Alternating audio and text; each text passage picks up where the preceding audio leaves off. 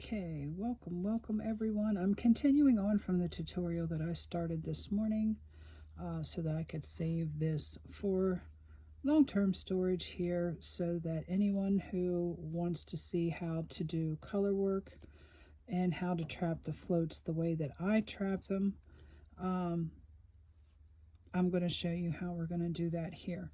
Now this of course is stockinette stitch here in the middle. I've got a garter stitch border of 4 stitches, 4 rows at the bottom, 4 stitches on each side so that it doesn't roll up like stockinette stitch normally does. I'm going to show you how I add in the white color because I did cut it off so that I could show you how I add it in. And then I'll show you how I trap my floats on the right side and how I trap them on the wrong side. It is slightly different. So I go ahead and do my first stitch. Normally I latch in my new color underneath 5 stitches prior to using it, but because I only have 4 stitches, we're only going to be able to do this across 3. What I do is I leave myself a tail to weave in, and I just hold it to the back of my work here like this. So I'm going to go ahead and knit. Of course, my next stitch is going to be the black stitch here, so I'm going to lay the yarn over the top of the needle that I want to trap. This is going to float across the back 4 stitches. That is a full inch. Fingers, toes, jewelry, whatever can get caught and pull and snag that and mess up the design on the front. So we want to make sure that we don't have anything to catch on the wrong side of the fabric.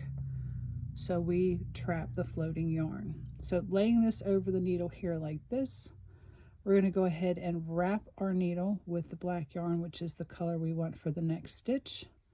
We're going to go ahead and perform that stitch. There's our black stitch. Our white yarn is now trapped underneath of that stitch there. It is still very loose, so you're going to have to do a couple more stitches before it actually latches in there. And again here, I do it every other stitch when I have 2 or more stitches of the same color. Laying it again over the top of the needle, go ahead and wrap with the yarn, and you can see that black yarn goes right down behind the white yarn.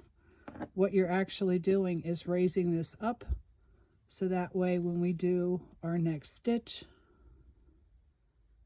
it gets trapped underneath of there. Now our next stitch is going to be a white stitch, so I'm going to go ahead and do a knit in white.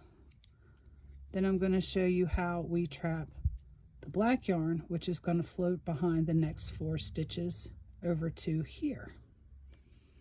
So to trap the black yarn, or the dominant yarn, which is normally held in your dominant hand, you are going to go ahead and wrap with the non-dominant yarn, which is held in the non-dominant hand.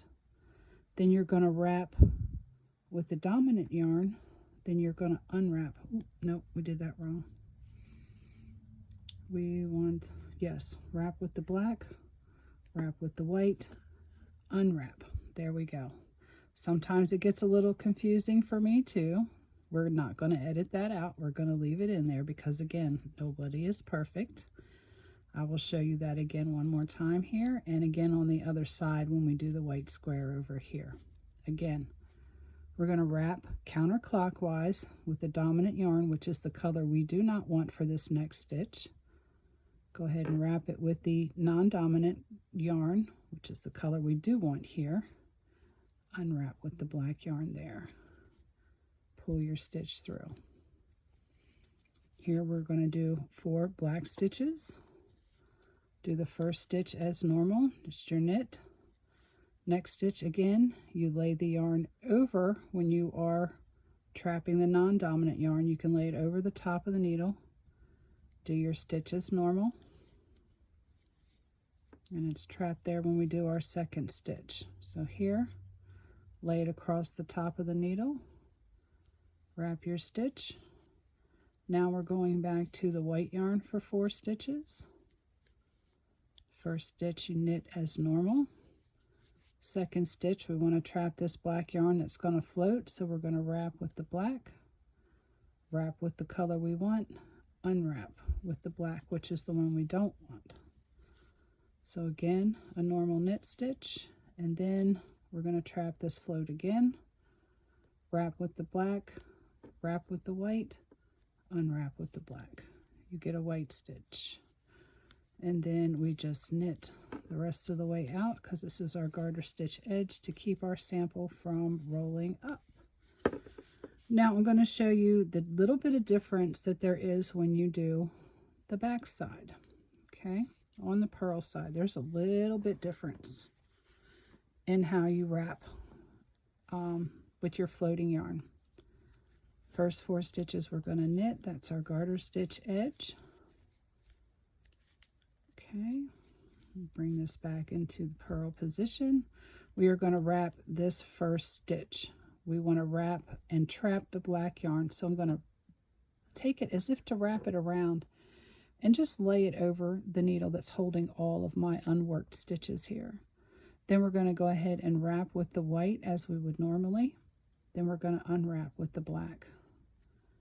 And you get a white stitch. Okay, we're going to go ahead and purl this one here. Next stitch, we're going to wrap this black one again and trap it. Just lay it over. Wrap with the white, unwrap with the black yarn there. There we have another white stitch. Now, when we come over here, we're going to be trapping the white yarn. Okay, so what we're going to do, we're actually going to wrap it all the way around just like we're going to use it. Take and wrap the black yarn, unwrap the white yarn. Okay, do another black purl. And again, we are going to wrap with the white, wrap with the black, unwrap the white. Here we have another black stitch. Okay, keep on going. Now we're going to do white stitches now, so we're going to have to wrap the black again, as if you're going to wrap all the way around, but just lay it over. Wrap all the way around with the white, unwrap the black stitch. The regular purl here. I'm going to trap that floating black yarn again, lay it over there, wrap the white, unwrap the black. Last 4 stitches we're purling for our garter stitch edge here. And this is how I trap my floats. This is not the only way, but this is the way that my brain will process that will allow me to do this effectively and neatly. And you can see here. And I've got sparkly yarn. I have to have extra. So if you have any questions, leave them in the comments, shoot me a message. I'm going to have to make sure that I have Linktree linked over here. But yes, you can put it in the comments. It alerts me to every comment that I get. So thank you for watching. Have a great day.